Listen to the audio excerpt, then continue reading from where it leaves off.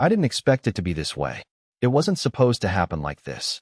I thought I was just dealing with a routine evening. But that night changed everything.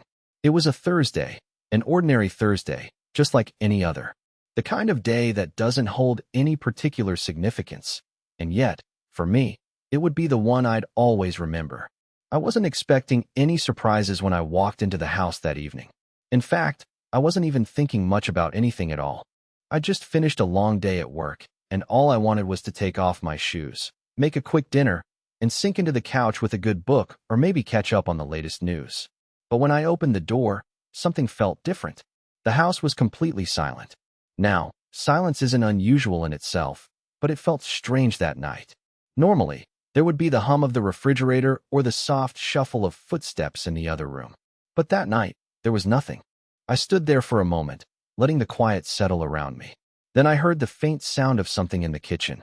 I assumed it was just the water running in the sink, maybe the dishwasher going. But when I walked in, I saw something that would haunt me for a long time. There, on the kitchen counter, was her engagement ring, just sitting there, alone. My heart skipped a beat. I've always kept the ring safe, locked away in a drawer, waiting for the right moment to give it to her. It was a symbol of our future together, a promise we'd made to each other. The kind of thing that should never just be left out on a counter. But there it was, gleaming under the soft kitchen light, as if it was waiting for me. I didn't know why, but something in me told me to pick it up. Maybe I thought I could figure out what had happened, or maybe I just needed to touch it, to feel something familiar in the midst of this strange unease. As I held the ring, a cold chill washed over me, and that's when I realized something was terribly wrong. I couldn't ignore the silence any longer. Where was she? I looked around the house, checking every room, calling out her name. But there was no answer. No sign of her anywhere. I walked to the bedroom, expecting to find her there, maybe relaxing or reading, but no. The bed was made, the room untouched. I felt a rising panic. Something had shifted. I couldn't explain it, but the absence of her presence felt like an earthquake in my chest. I walked back to the kitchen, holding the ring in my hand. For some reason, I couldn't shake the feeling that this ring, this little object, was the key to understanding everything. I don't know how much time passed before I did what I did next. Maybe it was the isolation, or maybe it was just the pressure building inside me, but I decided to check her phone. She always left it lying around, her screen constantly lighting up with notifications. Normally, I wouldn't have thought twice, but something about the stillness of the house pushed me to look. I found it on the counter by the sink. It was unlocked. Without thinking, I scrolled through the messages. I was looking for something, anything, that could explain this emptiness. And then, I found it. There was a thread of messages with someone I didn't recognize. At first, I didn't understand. I thought maybe it was a friend or colleague. But as I scrolled, the tone of the conversation shifted, became more intimate. The words between them were casual, but there was an underlying layer of something else, something far more personal. The last message, sent just hours before, made my blood run cold. It was from him, whoever he was. I'll meet you at the bar tonight, same place. I've been waiting all week to see you again. I could feel the floor drop beneath me. I couldn't breathe. This was a message I should never have seen, words that weren't meant for my eyes. But there they were, burned into my memory. I stood there for what felt like an eternity, trying to process what I had just read. But it was too much, too overwhelming. I couldn't think clearly anymore. I had to act. I had to see for myself. My heart was racing as I grabbed my jacket and keys. The drive felt like a blur, but I knew where I had to go. The bar. It wasn't far, just a few blocks down the road. I parked outside and sat in my car for a moment, looking at the neon lights of the bar flickering in the dark. My hands were shaking. My mind was screaming at me to just drive away, to turn around and pretend none of this was happening. But I didn't. I got out of the car and walked into the bar, feeling every step weigh heavy. The air inside was thick with smoke and the low murmur of conversation. It was nearly empty, save for a few people sitting at the bar, but in the back, I saw her. Eva. She was sitting across from a man, laughing. It wasn't just the laughter that hit me. It was the way she looked at him, the way her eyes sparkled in a way I hadn't seen in months. It was the way he touched her arm as they spoke. I couldn't move. I stood there, frozen, as I watched the two of them. I had to know who he was. But even more than that, I had to know the truth. I stood there in the doorway, watching them, feeling my world slip out of my hands. What was I supposed to do now? How was I supposed to fix this? How could I even begin to understand what I was seeing? I didn't know then, but I was about to make a decision that would change everything. As I stood frozen by the bar's entrance, watching Eva laugh with that man, something in me twisted like a knot tightening around my chest. I couldn't tear my eyes away from them. There they were, sitting close, sharing something that I wasn't a part of, something that felt so intimate, so personal, that it made me feel like an outsider in my own life. The man leaned in, his voice low as he whispered something in her ear. She giggled, her head tilting back in that familiar way. I had seen that laugh 1,000 times before, but now it felt different. It didn't belong to me anymore. My stomach churned with a mix of anger, confusion, and betrayal. How long had this been going on? The thought ran through my mind like a constant echo. How long had she been hiding this from me? I forced myself to look away. I had to get out of there, but my legs wouldn't move. I was glued to the spot. I hadn't come here for this. This wasn't supposed to be the moment. I was supposed to walk in, maybe surprise her, and everything would be fine. But no, this was different. This was something I couldn't ignore. I looked down at my phone. The screen glowed back at me, taunting me with the messages I had seen earlier. I had already read them 100 times in my mind, replaying the words over and over. The last message, the one about meeting at the bar, "I've been waiting all week to see you again," it still burned in my mind. I wasn't imagining this. It was real. I thought of walking out, confronting her right then and there. But what would I say? What could I say? My mind raced, trying to think of a plan, some way to make sense of this disaster. Then I felt it. That sense of humiliation, like a wave crashing over me. The embarrassment of realizing that I had been so blind. I had trusted her, believed in us, but here I was, standing in the middle of a bar, watching my wife laugh with another man. I turned around and walked out. The cold air hit my face like a slap, but it didn't bring any clarity. I still didn't know what to do. I felt like I was suffocating. My heart was pounding, my thoughts scattered. But I knew one thing for sure. I needed to confront her. I didn't know how, but I couldn't keep living in this ignorance anymore. I had to know what was going on, what had happened to us. The silence between us had stretched too long, and I couldn't bear it any longer. I drove home, my mind racing. The house was eerily quiet when I stepped inside. I didn't know if I should wait for her to come back, or if I should just leave, go somewhere far away, and never look back. But something inside me told me to stay, to face this head-on. I went straight to the kitchen, the same place I had found the ring earlier. The engagement ring that now felt like a symbol of everything I had lost. It was still there, untouched. I picked it up, feeling the weight of it in my hand. It felt heavy, almost suffocating. I couldn't help but think of all the promises we had made, all the dreams we had shared. I thought of the future we had planned, the life we had built together.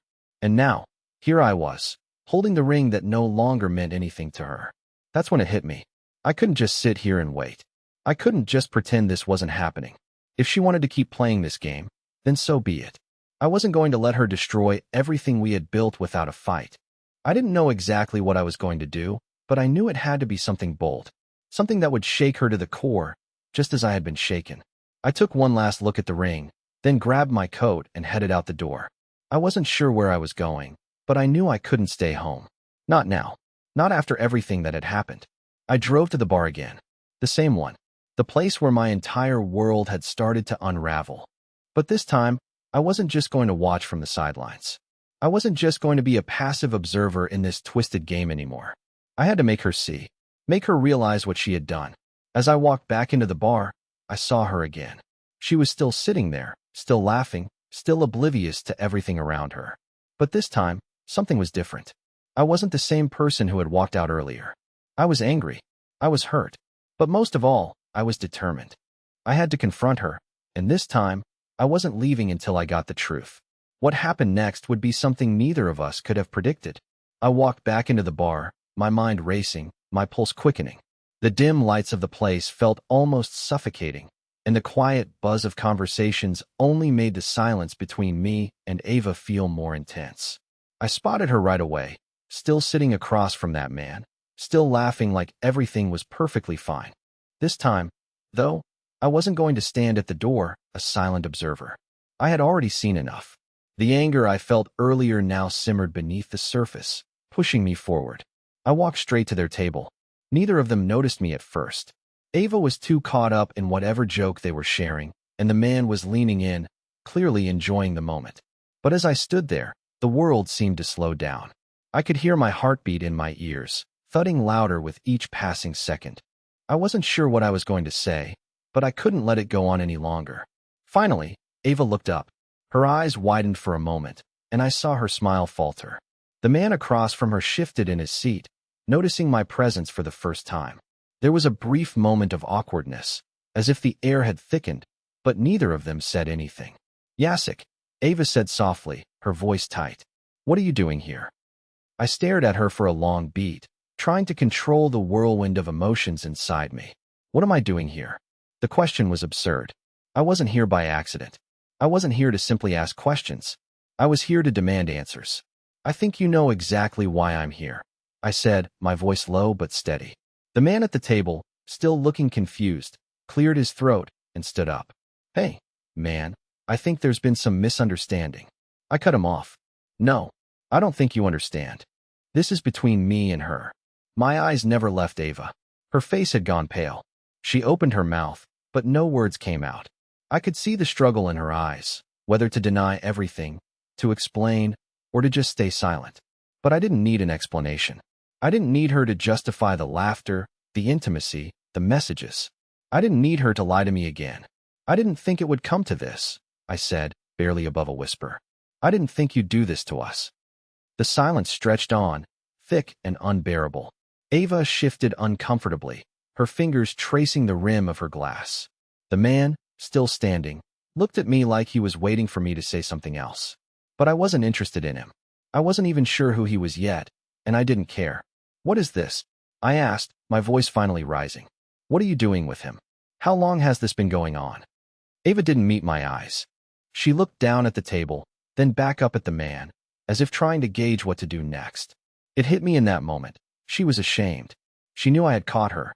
She knew I wasn't going to just walk away from this without some kind of confrontation. The man opened his mouth to say something again, but Eva stopped him with a quick gesture. She looked at me, her eyes filled with something I couldn't quite read. Maybe guilt, maybe fear. But I didn't want to know. I'm sorry, Jacek, she finally said, her voice small. This isn't what it seems. It's complicated. Complicated. That was the word she chose. I felt the rage boil over, threatening to spill out, but I held it in. The last thing I needed was to make a scene. Complicated, I repeated, my voice trembling with a mix of disbelief and fury. You're sitting here, laughing with him, and you think you can say it's complicated? What is it, Eva? What is this? She opened her mouth, but no words came out. She just sat there, eyes down, her face pale.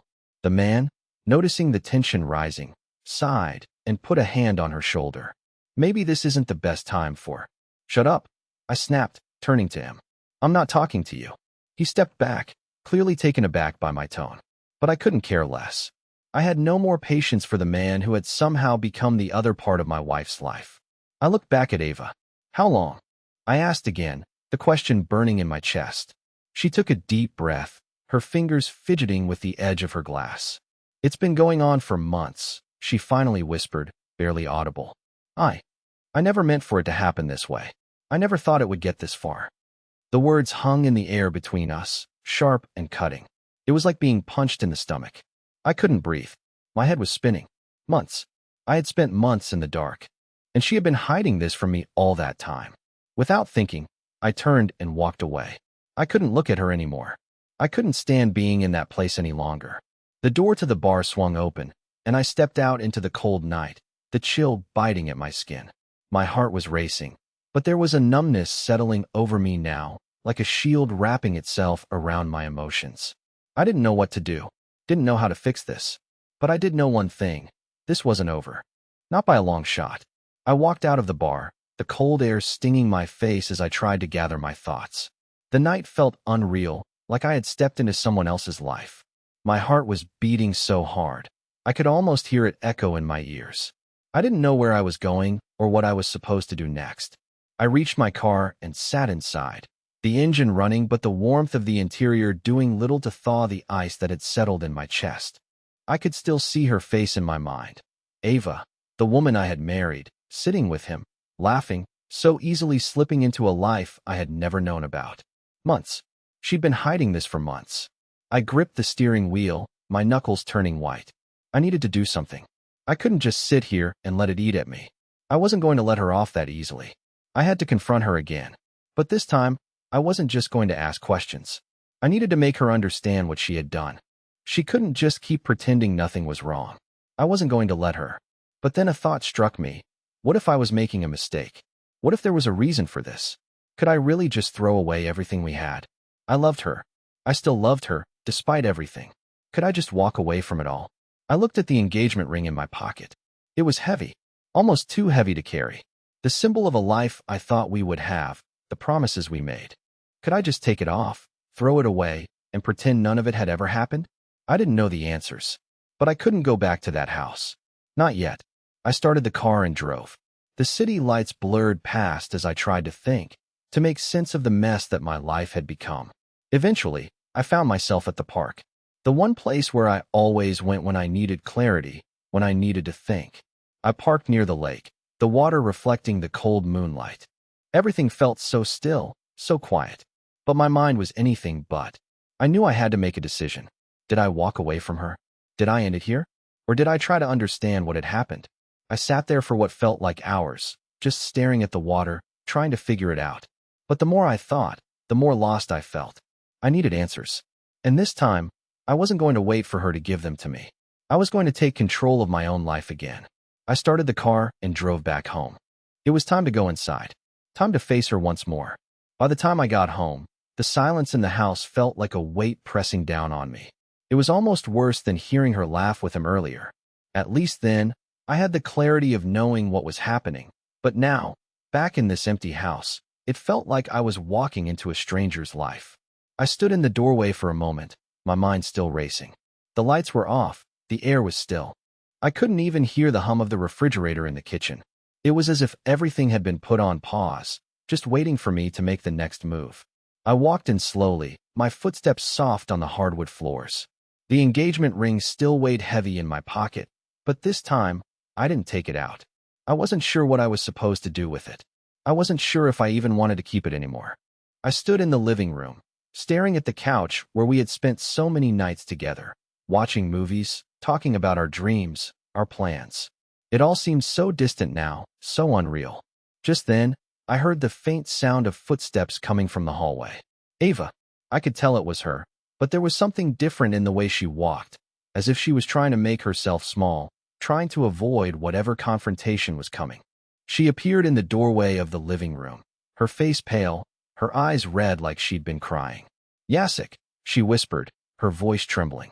You came back. I thought you. You thought what? I interrupted, my voice sharp. That I would just leave and forget everything? Pretend like nothing happened? She winced at the harshness in my tone, but I couldn't help it.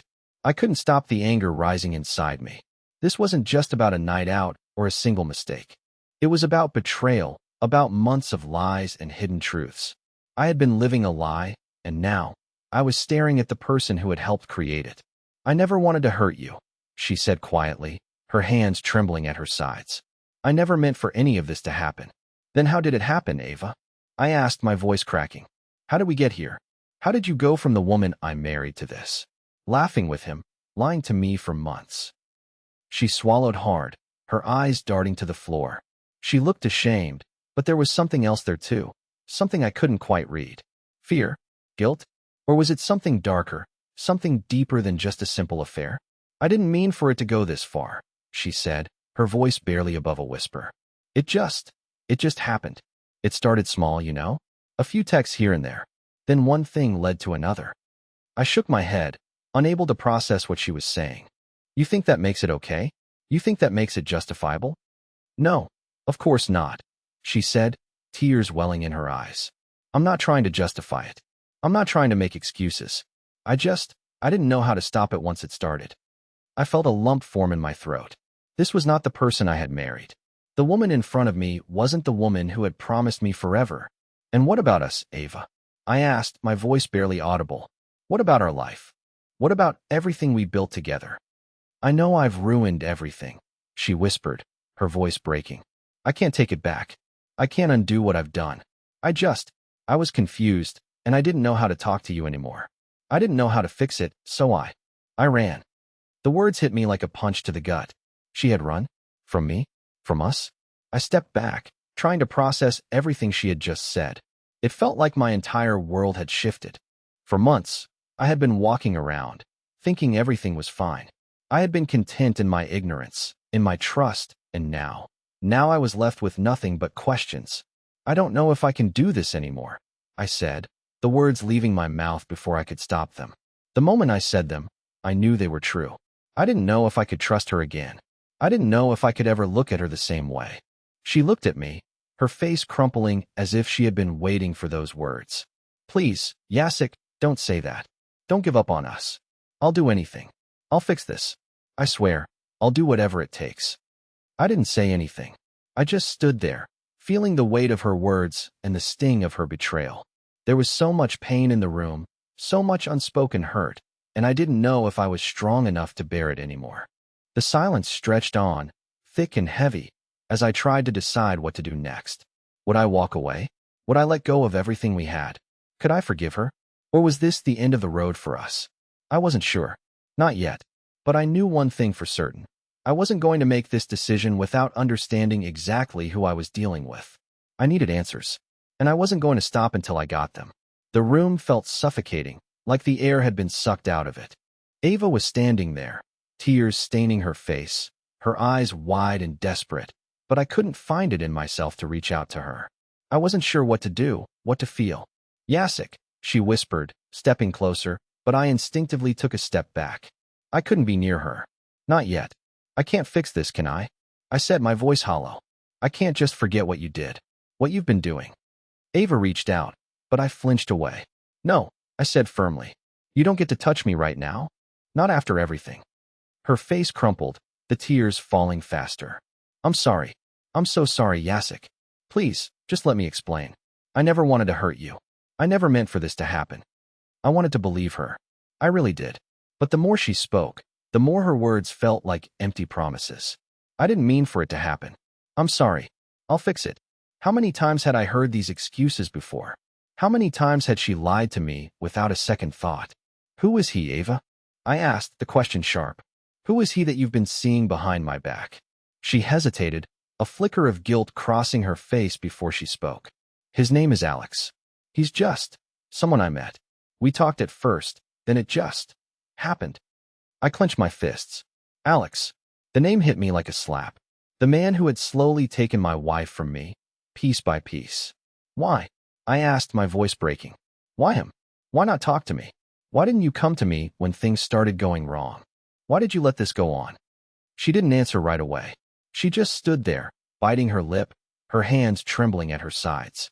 I don't know, she whispered. I was lonely, Jacek. I needed someone. I thought I could handle it. I thought I could keep it from you. The words hung in the air, suffocating the space between us. Lonely. It wasn't about Alex. It was about something deeper, something I hadn't seen. I never wanted this to be the end of us, she said quietly, her voice barely audible. But I didn't know how to stop it. And now I've ruined everything. The words sliced through me. Ruined everything. She had no idea how much worse it was than that. How much I had lost in that moment. I took a deep breath, trying to steady myself. I don't know what to do anymore, I said, my voice low and tired. I don't know if I can forgive you. If I even want to. Eva reached out again, but this time, I didn't back away. I stood there, staring at her hand hovering in the air, the weight of the choice pressing down on me. Could I forgive her? Could I ever trust her again? I need time, I finally said, my voice barely a whisper. I need to figure this out on my own. I turned and walked away, not looking back. The house felt emptier than ever. Everything I had once known seemed so far away now, like I was walking through someone else's life. I wasn't sure if I could fix this. I wasn't sure if I even wanted to. But one thing was clear. I wasn't going to let this be the end. Not yet. I needed to find out more. I needed answers, and I was willing to go to any length to get them. The door closed softly behind me as I left Eva standing in the living room, her figure shrinking into the darkness of the hallway. I had no idea where I was going, but I couldn't stay there. Not after everything. The air in the house had become thick with tension, and it felt like every corner held a secret that I wasn't ready to face just yet. I got into my car and drove, aimlessly at first, letting the streetlights blur past. I had to think. I had to figure out what came next.